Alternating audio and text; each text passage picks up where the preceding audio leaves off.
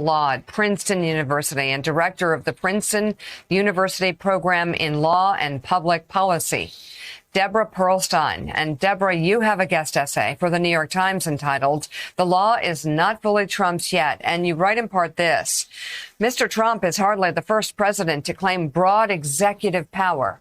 The difference this time is not only the enormity of his claims, a level of authoritarian aspiration that far exceeds any other in the modern American age, it's that the administration hardly even bothers to try to craft legal justifications for its actions.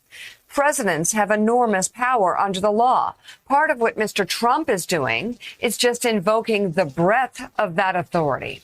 For those worried about the fate of our democracy, it would be foolish to rely on the rule of law alone. But it would also be wrong to simply write it off as a meaningless check on presidential authority. That kind of pessimism becomes our self-fulfilling fate.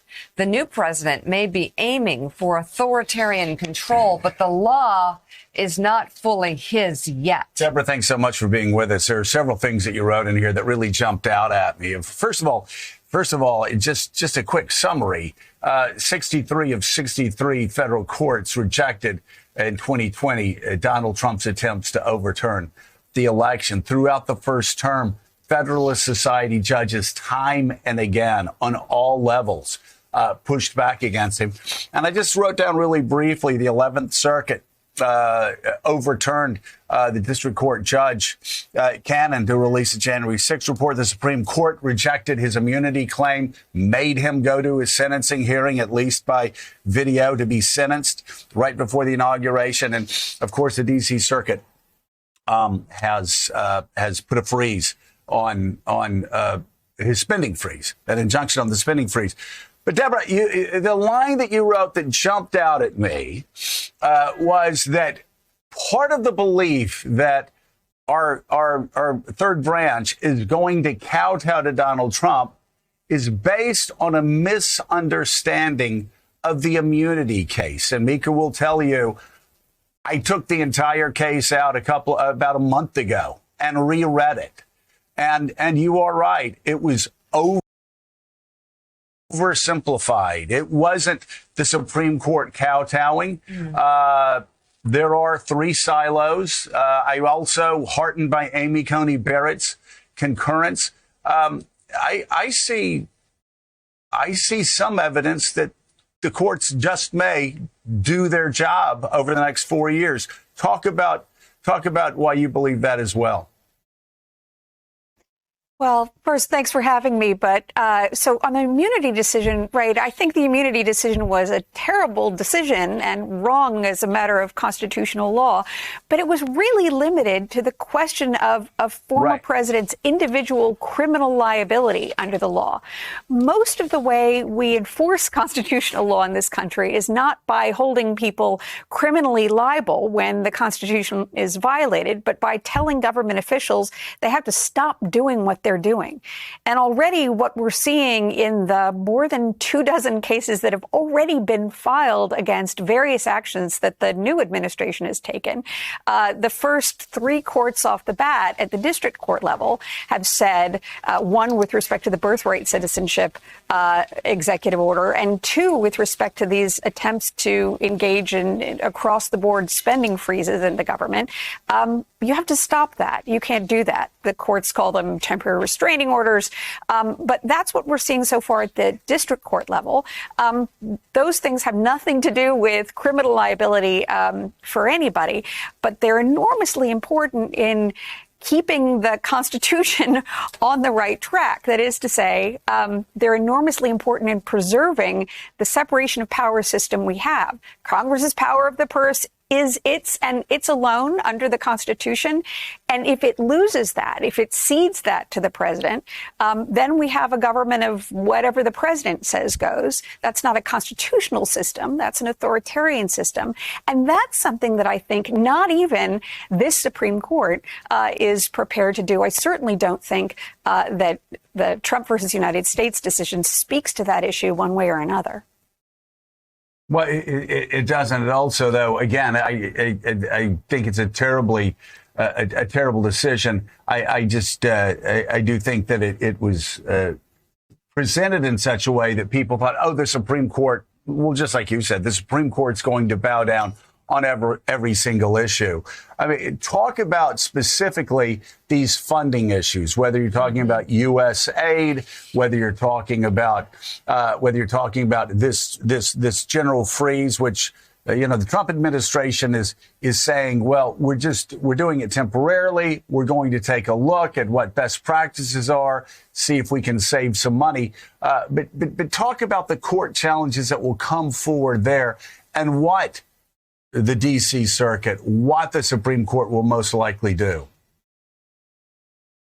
So first, I should say a lot of these cases aren't being filed in the first instance in Washington, D.C. One of the injunctions comes out of a federal district court that sits in Rhode Island. One of them does come out of a federal court that sits in D.C. The first birthright citizenship case to get to the courts is one out of Washington state. So there are federal courts across the country. All of these ultimately funnel into the U.S. Supreme Court. But the spending issue is really quite striking. And like the birthright citizenship question, one of the unusually clear parts of the Constitution. So what we'll see in these challenges, whether it's USAID or some of these across-the-board spending freezes that still seem to be, at least to some degree, in effect in some agencies, and the courts are sorting that out now, what we'll see are at least two different kinds of challenges. One is just a simple, straightforward constitutional challenge that the spending power is Congress's under Article 1. But more directly, there's also a separate federal statute called the Impoundment Control Act that was passed after Richard Nixon's presidency, when Nixon attempted very similar techniques to try to pause, or what he called pause federal spending, but what were really cutoffs. The same thing that Trump tried in the last administration when he tried to withhold money that Congress had appropriated for aid to Ukraine. And the issue is, Congress has said very clearly, we mean it when we say under the Constitution, the power is ours. There are a few very limited circumstances when presidents are permitted to pause spending. But this administration isn't even attempting to invoke that law or those circumstances. Mm-hmm. They simply don't apply here. And as we're seeing, I think very quickly from these initial courts to hear these cases, they're not. They think and they have said that the plaintiffs in these cases, some of them are states of the United States, some of them are NGOs who are affected by the spending cutoffs. They've said, look, the plaintiffs here have an enormously high chance of prevailing on the merits when we get to the question of constitutionality, when we get to the question of legality. So while we sort out all the details of exactly what we're doing, we're putting in place a federal court order that tells you to stop. And we saw over the weekend the Department of Justice circulate a memorandum inside the administration saying this federal court order is in place, and while it is in place, you must comply.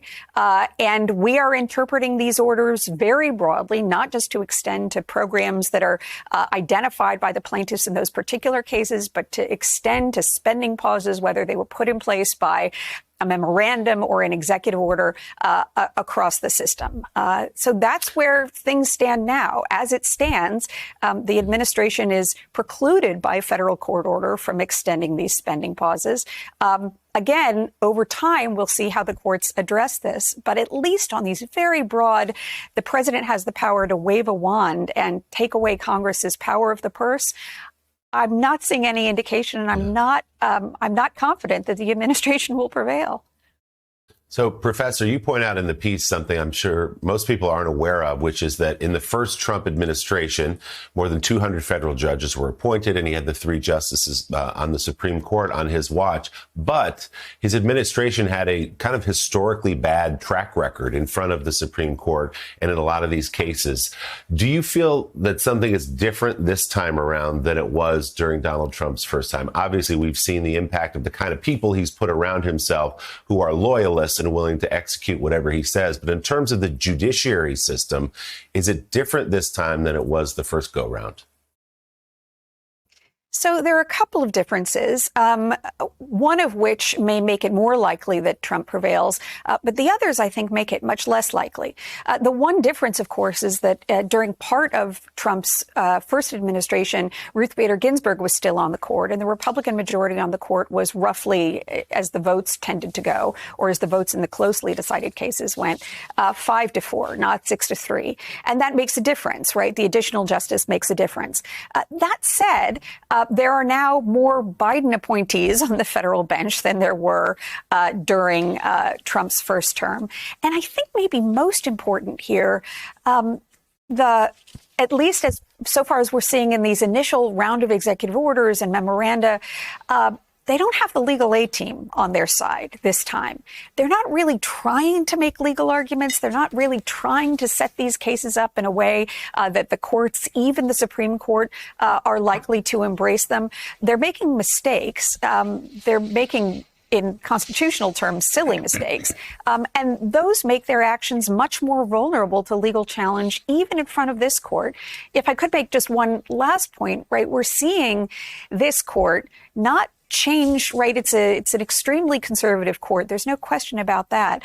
But even over the course of the last term, we've seen some of the justices begin to shift their views, not on questions of abortion and guns and so forth, but on questions of holding the line against these fundamental issues of power under the Constitution. And that's really what this administration is pushing on. So far, not the major social issues, but things that are bedrock